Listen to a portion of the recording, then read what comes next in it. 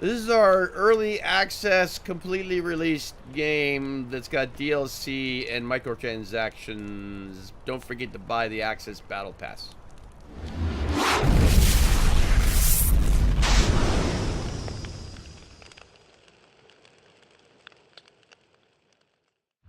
Anymore. Early access, alpha release are all interchanging. Yeah, they are, eh?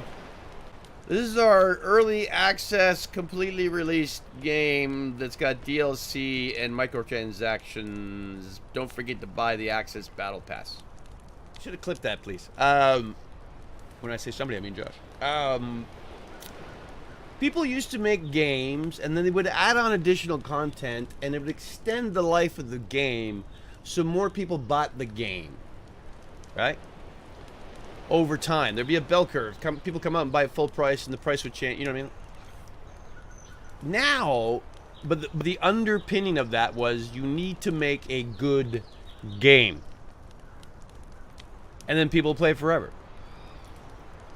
And then as the price drops, more people play it, and 10 years later, people are still playing StarCraft. You know what I mean? So then, over the last 10, 15 years, a lot of the game design and marketing and all that stuff like that is designed to maximize profits for the life of the game, because they've seen things like CSGO be popular with skins and that kind of stuff. So either they release the game, but it's not like, it's okay, but then you got to buy all the DLC. This is where DLC comes from sometimes. Or there's in-game microtransactions, right? To buy, or it's pay to win, There are companies that have done this well, like World of Tanks, right? World of Tanks, here, play our free game, grind out whatever you want. If you want to buy skins, you want to buy a tank, you don't want to wait. It's still rock, paper, scissors, because any tank can kill any tank. Whereas other people, other games, I remember, was it Planet Side? I remember when that came out, and then all of a sudden it literally went pay to win. Like, oh, would you like to buy a Death Star? Yeah, I would. So they jump right to, here's the economic model for us to make a lot of money, and they have a board game or board meeting with a bunch of people who maybe don't even work on the game anymore. They're just the corporate hoodies. They say, yeah, we're going to do this and suck every dime we can out of it. And then they don't even make a good game underneath. I'm not talking about this one. But you know what I'm saying? You're just like, yeah, I don't think so, man. No. Well, I'm kind of fed up with early access, especially when you get ripped off by Daybreak. Are you talking about H1Z1? Yeah, but see, I have an opinion on that. I don't know if you want to hear my opinion on that, but I think it's karma. But okay, so DayZ's doing great. The survival games were very successful, right? All the big streamers were playing that, and everybody went, I got to get me some of that.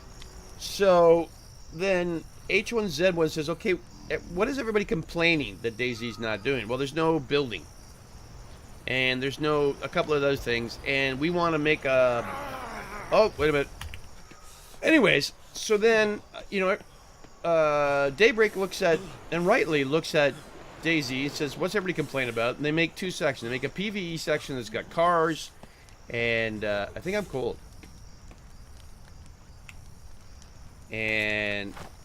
But that's it. They don't have the core PvE, PvP game, really. You know what I mean? They have a lot of elements to it. And they build the Battle Royale mod, or the Battle Royale section. And lo and behold, because the PvE section building is weak, everybody's having a blast playing the BR. So then Daybreak is king of the hill, pun intended. Everybody's playing that, having a great time. But there's a fundamental flaw with that game, is because the engine they moved, you got to double tap people in the head. That's what the stuff I didn't like. It's fun, but it's problematic. And other people take a look at that and go, ooh, we could do that too. Actually, we know the guy that invented this. And I remember when they announced that PlayerUnknown was going to work with this Korean company. And I'm like, yeah, I don't know. We'll see what happens. And then, of course, the PvE section, they don't support that at all. That just dies off. And Daybreak rolls on the BR success, thinking that it's always going to be like that. And they don't change it. You know, they don't add new content. You know, they don't really do anything. They just, haha, we are number one. Boom! PUBG comes. I, too, was taken surprised by that one. And it does a lot of stuff that H1Z1 did not do. It has a variety of weapons. It has a much better hit, I think, hit area. I think my guy's not warm anymore, so that's a good thing. And then PUBG comes along, and then PUBG is king of the hill. And it's doing great. And at that point, it's kind of the, it's a bit of a death night for H1Z1, which you have to buy. Content's not changing. They're tweaking the combat model, and the players are getting pissed about it. And it was pretty fast and furious compared to PUBG, which I think had a nicer pace. And then somebody comes along and says, we're going to do it completely differently. We're going to do the same thing, but we're going to use the World of Tanks model. It's free to play, and you can buy stuff in game. And those guys that actually started making the Save the World, they were already working on a PvE version and went, we could probably make a BR version. And then that just explodes, man. And then everybody's making a friggin', Battle Royale, which we've watched. And Daybreak dies, man. Which sucks. But this is the gaming industry, man. If you stand on your laurels and say, this is the way it's going to be, we're good, we win, somebody's going to come along and kick you off. Somebody's going to come along and kick you off, you know what I mean?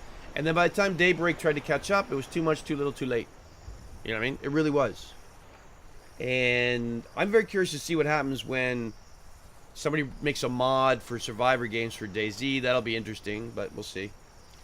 And look, then PUBG was king of the hill, and then they're like, oh my god, so many people are playing Fortnite. But I think those two BRs are very apples and oranges, right? Like, I play both, but when I can.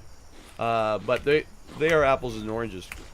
And that's just my opinion. And then when I saw Call of Duty come along, and I've been a Call of Duty fan a lot, I didn't like I'm looking at it going, I just don't like the model. It's too small, and I don't like the speed, and, so. I was having more fun playing Fortnite, but I can't do the build, and poor Dutch guy can't watch it.